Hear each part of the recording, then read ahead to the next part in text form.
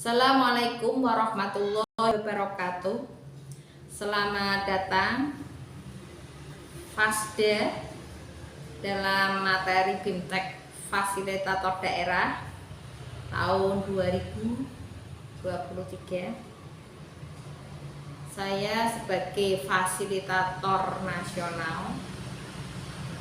Perkenalkan, saya Haja Susana, sarjana ekonomi dari Fasnas Fasilitator Nasional 2023 akan memberikan materi BIMTEK untuk FASDA atau Fasilitator Daerah BPOM.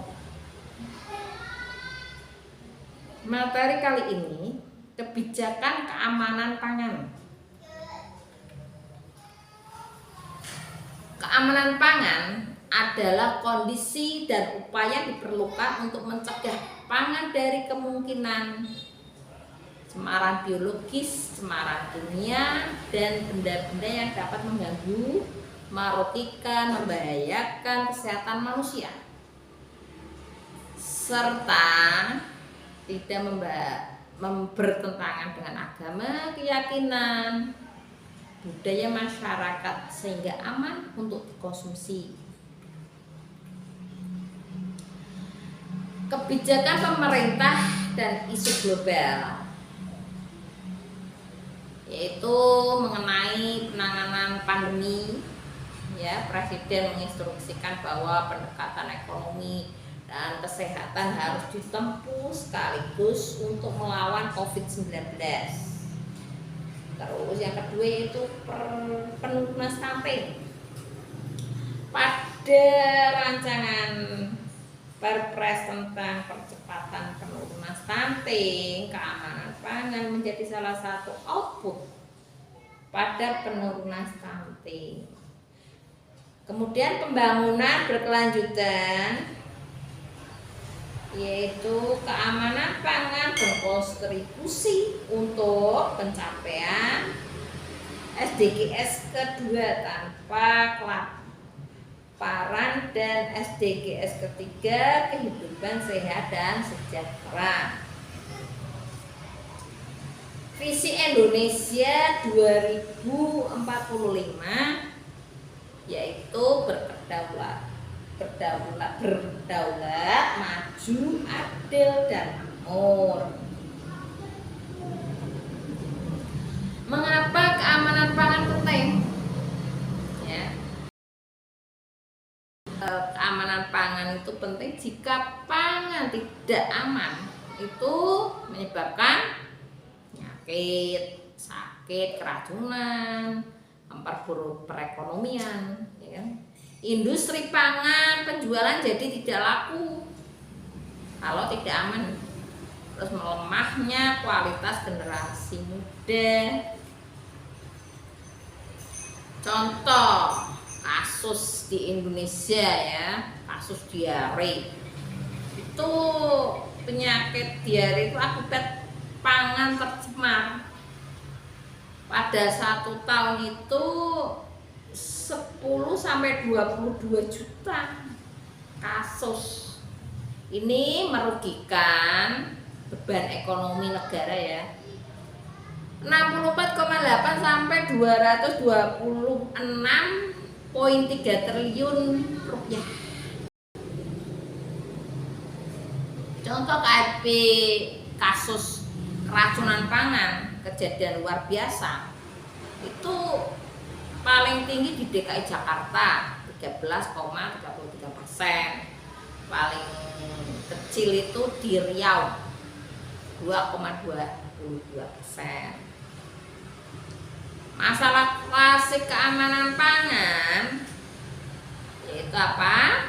Pencemaran mikroba, rendahnya higienis dan sanitasi, cemaran kimia, terus BTP melebihi batas, penyalahgunaan bahan berbahaya yang dilarang untuk pangan seperti formalin, rodamin B, borak, metanil yellow. Pilar keamanan pangan.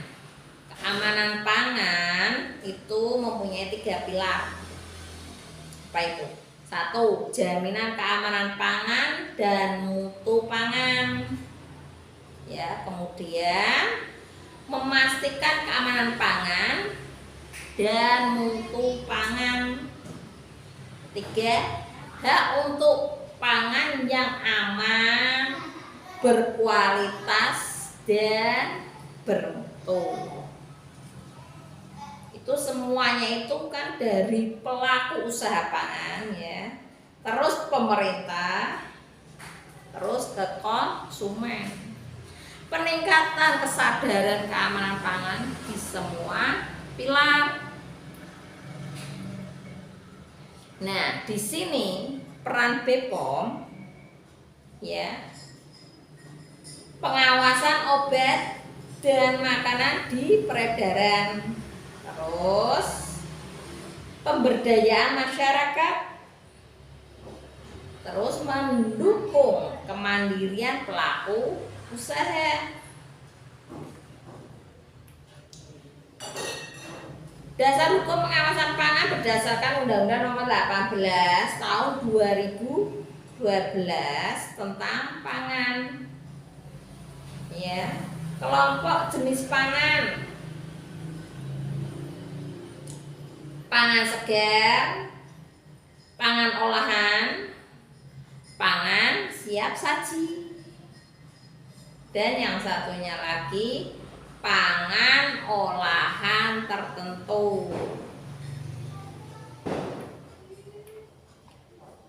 Bahaya pada pangan itu sumbernya adalah bahaya fisik, bahaya kimia, dan bahaya mikrobiologis.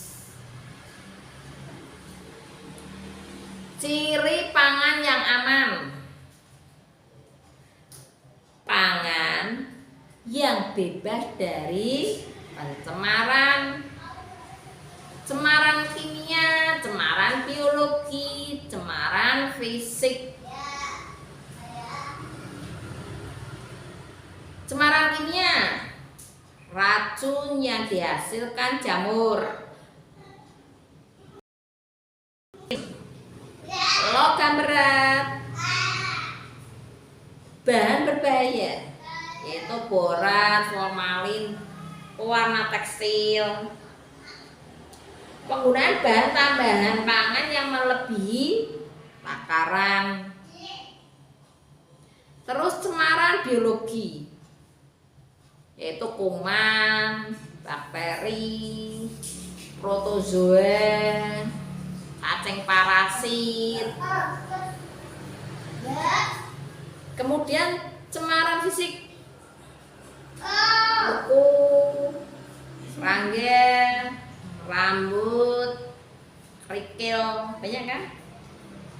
Tuh, misalnya pekerjanya tidak ini ya higienis ya, kotor itu juara gitu ya, kukunya panjang-panjang, hitam lagi. Terus ada serangga, terus rambutnya nggak diikat jadi ke makanan yang diolah tadi, ya kan? Terus karena mengolahnya itu tidak sehat, tidak higienis, itu sampai masuk kerikil. Ya kalau pas kita makan ada kerikilnya.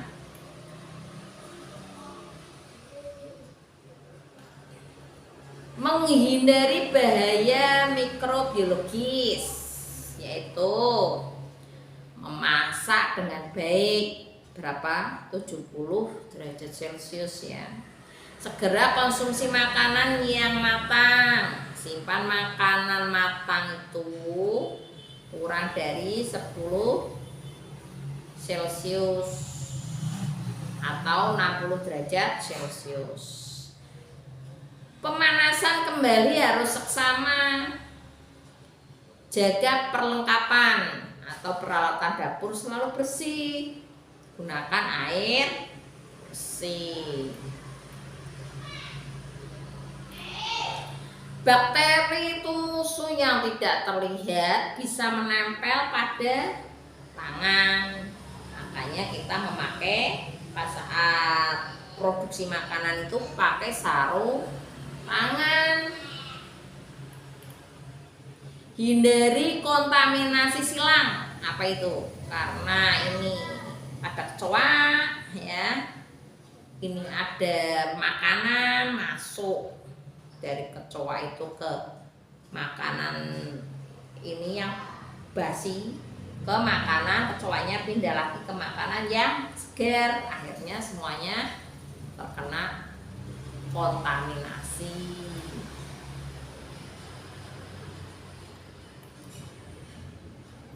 Cemaran kimia pangan mungkin mengandung bahan kimia seperti pestisida, bahan pembersih, cat, minyak pelumas, logam berat, racun alami, BTP melebihi ambang batas yang diizinkan oleh badan, bahan berbahaya dilarang untuk pangan. Apa itu? Formalin, borak, pewarna tekstil. Cemaran dari bahan kemasan pangan itu namanya migrasi ya, dari kemasan ke makanan dan lain-lain. Logam berat contohnya apa? Merkuri, timbal, kadmium, arsen, tembaga, seng, dan timah. Dari air yang tercemar, dari alat masak, pengemas yang mengandung logam berbahaya atau mengalami kisan permukaan, dari pewarna tekstil, bisa dari udara yang tercemar oleh gas, debu knalpot kendaraan bermotor ya, di jalanan itu kalau orang jualan makanan terus nggak ditutupi rapi, akhirnya ada knalpot yang kotor, yang hitam itu ya, akhirnya masuk, makanan terkontaminasi udah kotor. Logam berat itu pencemaran logam berat, yaitu merkuri, timah, kadmium.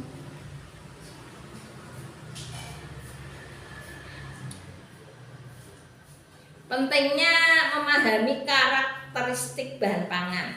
Setiap bahan pangan memiliki karakteristik yang unik. Proses pengolahan pangan harus memperhatikan karakteristik bahan pangan itu sendiri. Perbedaan karakteristik bahan pangan akan menentukan teknologi proses yang akan diterapkan.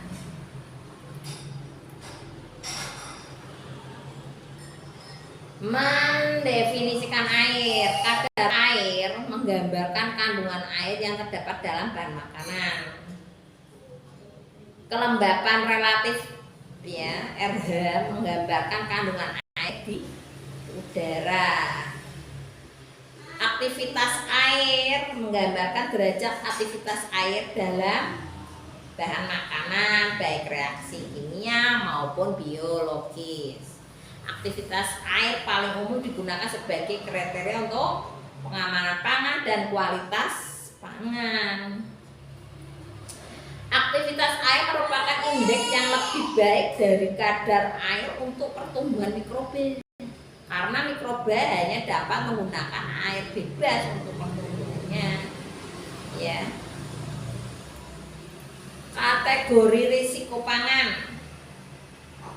Proses produksi atau operator bisnis pangan dapat dikategorikan berisiko tinggi jika dalam proses produksi tidak dapat mengendalikan bahannya ya, tidak bisa mengendalikan ya bahannya yang terjadi itu. Kategori risiko pangan ya, tinggi, rendah, sedang. Resiko tinggi, high risk food, yang mempunyai pH lebih besar dari 4,6 ya. Kalau rendah kurang dari 4,6, dan sedang 4,6 itu ya, sampai dengan kurang dari 0,85 bedanya. Pangan beresiko rendah, pangan beresiko tinggi, pangan beresiko sedang, pangan beresiko tinggi ya tadi ya, itu rendah, sedang, pangan beresiko tinggi, dan pangan beresiko tinggi. Itu tingkat resiko komoditi berdasarkan sifat produk ya. Itu sepertinya beresiko rendah itu ya emping, abon, kue kering, keripik. Pangan beresiko sedang, susu bubuk, cake, roti. Yang berisiko tinggi apa? Nugget, bakso, sosis. Ya, pangan olahan tertentu, pangan steril komersial, pangan diproses dengan pasteurisasi. Pasteurisasi, pangan yang diproses dengan pembekuan, itu berisiko tinggi. Tingkat resiko komoditi berdasarkan sifat produk ya, tadi ya. Produk-produk yang mengandung ikan, telur itu resikonya tinggi. Kalau kategori 2 resiko sedang, produk-produk kering atau beku yang mengandung ikan, daging, telur, sayur, sereal dan atau penggantiannya dan produk lain yang tidak termasuk regulasi higienis makanan ya. Produk kategori rendah, produk asam seperti buah-buahan, konsentrat buah, sari buah, sayur mentah yang tidak diolah dan tidak dikemas, selai, produk-produk berbasis gula, minyak, dan lemak makanan.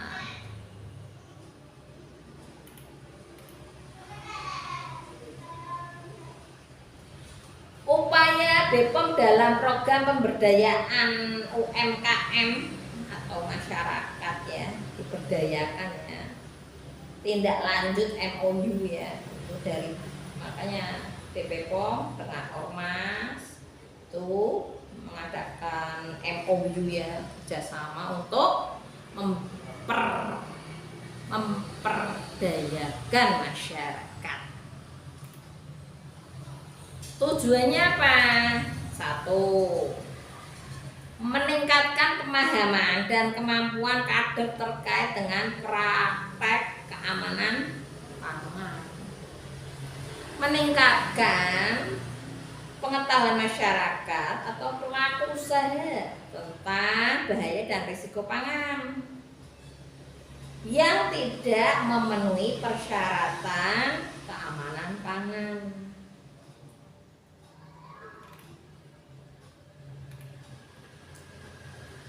Dukungan BPOM pada UMK ya, tentang pangan olahan itu sesuai dengan PP 32 tahun 2017 ya. Terus penghapusan persyaratan izin produksi untuk registrasi PTP, pemeriksaan sarana dan dalam rangka pemenuhan CPPOB untuk UMKM difokuskan pada pelaksanaan higienis sanitasi. Sebagian besar UMKM termasuk dalam kelompok tersebut ya. Pengujian sesuai dengan persyaratan produk, perhatian jenis uji, dan satuan yang dipersyaratkan. Pendampingan bagi UMK ya, konsultasi secara offline melalui telepon maupun secara online melalui live chat, center ya, seperti WA, grup dalam WA. Terus pendampingan bagi UMKM itu perluasan daerah, sosialisasi dan ke daerah-daerah ya, bisa melalui jemput bola.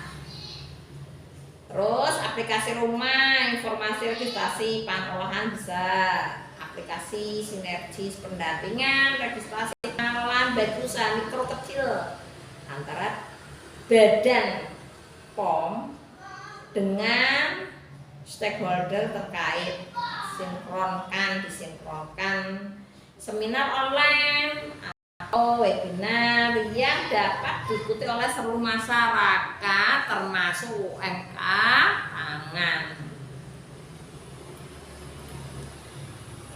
Pendampingan bagi UMK itu Istana UMKM secara online ada Istana UMKM POM.go ID ya. Terus sinergitas kemitraan dengan stakeholder pemerintah daerah, perguruan tinggi, pelaku UMK dan industri, penilaian sarana, fasilitas produk pangan, audit pendampingan. Kemudian program orang tua angkat untuk UMK bertujuan untuk apa? Untuk meningkatkan eksibilitas UMK terhadap penyelesaian masalah UMK dan peningkatan daya saing UMK. Bimbingan teknis dan pendampingan UMKM pangan atau cara produksi pangan olahan yang baik, termasuk produksi pangan yang steril komersial untuk skala kecil dan UMK. Pengawasan dan pembinaan berbasis komunitas melalui Germas Sapa. Germas Sapa gerakan berbasis komunitas masyarakat untuk meningkatkan kesadaran masyarakat pada keamanan pangan sepanjang rantai pangan, mulai dari produksi, peredaran, konsumsi yang berawal dari entitas terkecil pada masyarakat. Tujuannya apa? Tujuannya untuk menyediakan pangan sehat dan percepatan perbaikan gizi. Ini merupakan salah satu langkah untuk menuju gerakan masyarakat yang hidup sehat.